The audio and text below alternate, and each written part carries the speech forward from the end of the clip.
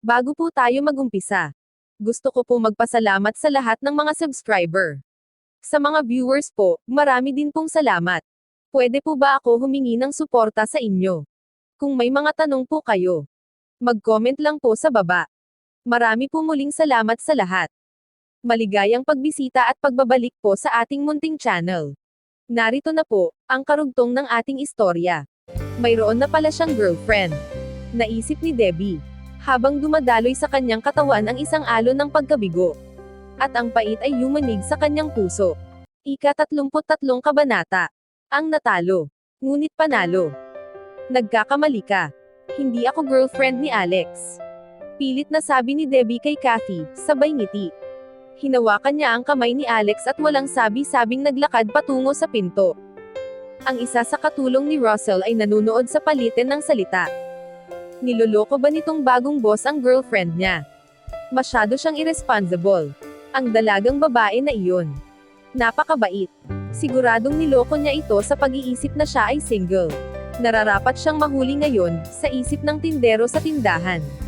Samantalang hindi alam ni Russell kung ano ang dapat isipin. Debbie, makinig ka sa akin.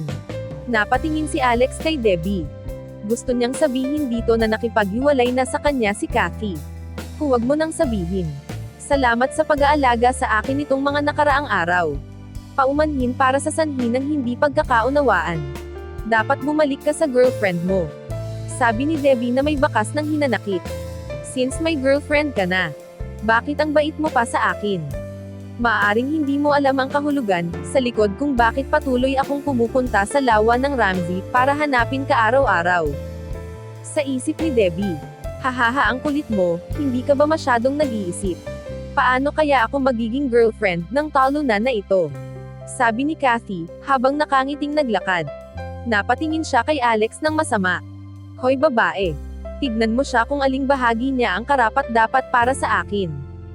Mas compatible pa kayo, parehas kayo ng itsura. Hindi siya girlfriend ni Alex.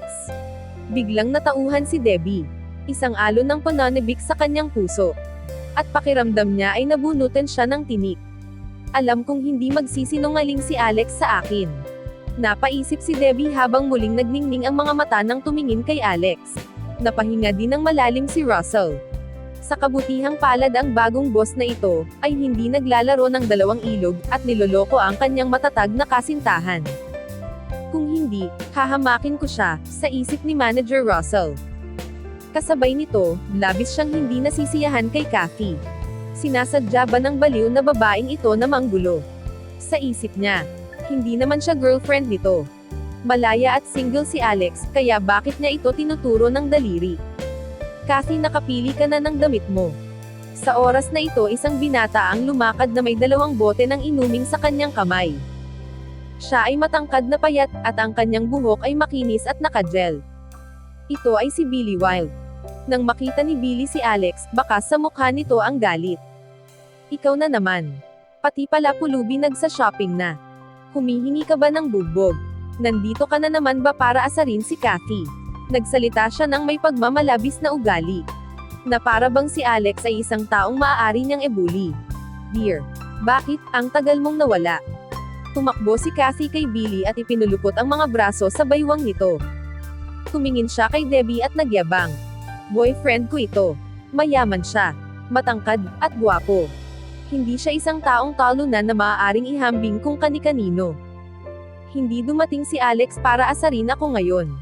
Sabi niya kay Billy. Nandito siya para bumili ng damit para sa girlfriend niya. Tignan mo yung babaeng may gutay-gutay na damit. Bagay siya sa kanya. Tinapik ni Billy si Kathy habang nakangiti ng mapaglaro. Debbie, pumasok ka na kaagad, at tingnan kung kasya ito sa iyo, o hindi. Sabi ni Alex, sa mahinang boses. Wala siyang ganang makipagtalo sa dalawa. Ang ganda talaga ng damit. Hayaan akong subukan ito. Kinuha ni Kathy ang damit sa kamay ni Debbie, at tumingin sa kanya. Para sa babaeng tulad mo, na walang pera, mas mabuting humanap ka ng mas bagay na isusuot mo. Maraming tindahan at second-hand shop sa lungsod na mas angkop para sa iyo. Pagkasabi ay kinuha niya ang damit. Makalipas ang ilang minuto ay lumabas na siya na suot-suot ito, at proud na ipinakita ito, sa harap ni Debbie at Alex. Hindi masama ang damit na ito. Tamang-tama at perfect sa akin. Sisirain lang ng ilang tao ang damit na ito. Tumingin si Alex kay Kathy, na parang nabubuang na, ang mga pagkilos nito. Walang gana si Alex na bigyan ito ng pansin.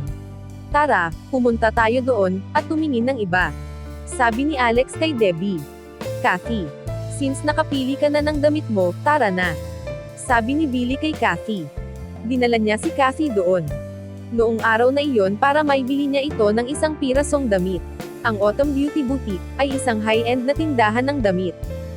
Kaya hindi siya nangahas na gumastos ng malaking halaga doon. Umalis. Love, nagbibiro ka ba? Hindi pa sapat ang nabili ko. Ayaw umalis ni Kathy. Dahil dinala ni Alex si Debbie doon para bumili ng damit, kailangan niyang bumili ng higit pa sa kanya. Na out of balance talaga si Kathy ng mga sandaling iyon. Nang iwan niya si Alex, ay naisip niyang wala itong pera. Kung hindi siya bibili ng mas maraming damit sa harap ni Alex, at mapatunayang mas maganda ang kalagayan niya ngayong kasama niya si Billy. Baka maliitin siya nito. Hindi ako dapat pagtawanan ni Alex. Kailangan kong bumili ng mas maraming damit kaysa sa kanya, sa isip ni Kathy. Habang nag-iisip pa rin si Kathy. Nakapili na si Alex ng damit para kay Debbie. Hinihintay siya nito sa pintuan ng fitting room. Hinawakan ni Kathy ang braso ni Billy, at naglakad papunta kay Alex. Nung malapit na sila, bumukas ang pinto ng fitting room. Magalang na lumabas si Debbie na nakasuot ng beige at puting damit. Napahinto si Kathy sa kanyang paglalakad. Nananlaki ang mga mata. Habang nakatingin sa kanya. Ito pa rin ba yung babaeng pangit na mukhang pulubi? Ano, okay ba? Kinakabahang tanong ni Debbie. Napakaganda nito, nagningning ang mga mata ni Alex, habang tuwang-tuwa siyang sumagot. Nagsisinungaling ka sa akin, bulong ni Debbie. Medyo nahiya siya sa sinabi ni Alex. Ngunit lihim siyang masaya. Sa pagkakataong iyon, ay mahigpit na hinawakan ni Alex ang balikat ni Debbie. Bahagya niya itong iniikot at tumambad sa salamin ang magandang figura nito. Ang mamahaling damit ay natakpan ang kanyang balingkinitang katawan. Ang magandang mukha at pink na labi, ay nagningning ng gusto. Namangha siyang tumingin. Nang makita ni Debbie ang kanyang refleksyon. Natigilan siya. Ang taong nasa salamin ay parang diwata. Ako ba ito, sa isip niya. Tulungan kaming balutin ang damit na ito. Tuwang-tuwa si Alex, sa damit na iyon. Sa ekspresyon ni Debbie, alam niyang gustong-gusto rin niya ito. Masunuring inayos ni Russell ang damit ni Debbie. Pagkatapos ay ginamit ni Alex ang card para bayaran ito. Bagamat hindi alam ni Russell kung bakit kailangang gumastos ni Alex sa kanyang sariling boutique. Masasabi niyang may kaugnayan ito kay Debbie. Dahil marami siyang handang gawin para sa kanya. Tila siya ay isang mabuting tao. Nais ni Alex na bumili pa ng ilang mga damit para kay Debbie. Ngunit tumanggi itong ipagpatuloy ang pamimili. Nagkakahalaga na ang damit na iyon ng $250 at wala sa mga damit doon ang mura. Ayaw niyang gumastos si Alex nang walang ingat. Dahil ayaw mong mamili pa tayo.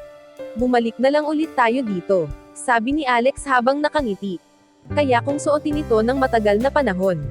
Mahinang sabi ni Debbie. At nagsimulang lumakad ang dalawa patungo sa exit. Tigil. Gusto nyo nang umalis ngayon, galit na lumapit si Kathy kay Alex. Ngayong pareho na silang nakabili ng damit ni Debbie. Mukhang hindi mas nakakaangat si Kathy kaysa kay Alex at Debbie, na nakasuot ng bagong damit na nagpainit ng ulo niya. Ayaw man niyang aminin, pero naisip niya na mas maganda pa si Debbie kaysa sa kanya. Naging sanhi ito ng sobrang galit ni Kathy, na halos mabaliw na. Kung hindi niya aayusin ito, baka mamamatay siya sa depresyon sa araw na iyon. Hindi pinansin ni Alex si Kathy, at pilit siyang iniwasan. Ngunit nananadya ito. Nang lumipat si Alex sa kaliwa.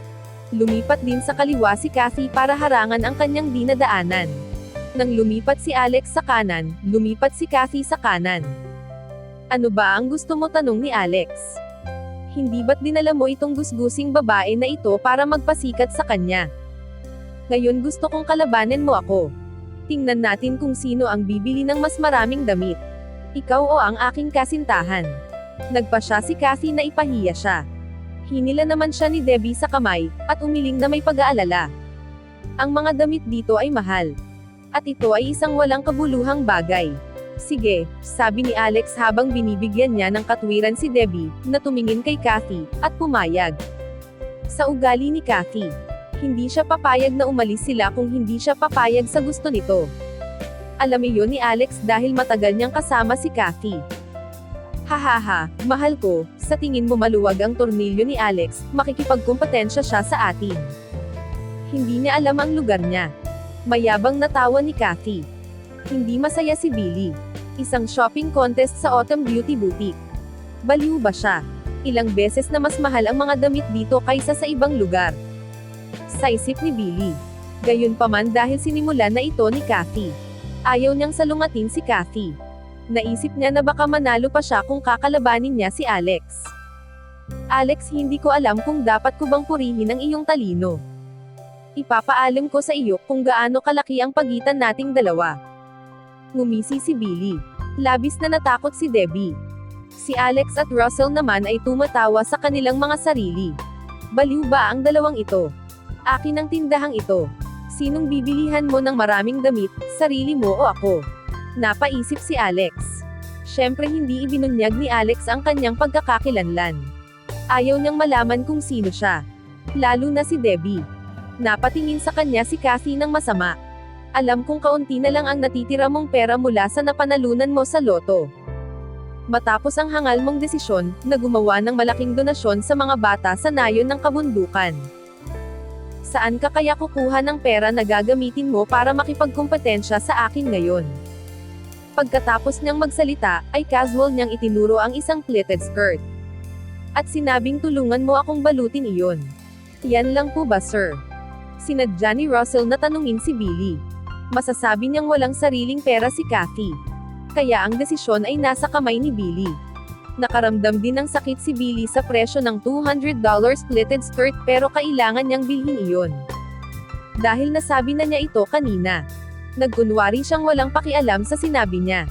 $200 lang ito. Halaga lang ng pagkain ko ito. Alex, may sasabihin ka ba? Hanggang dito na lang po muna.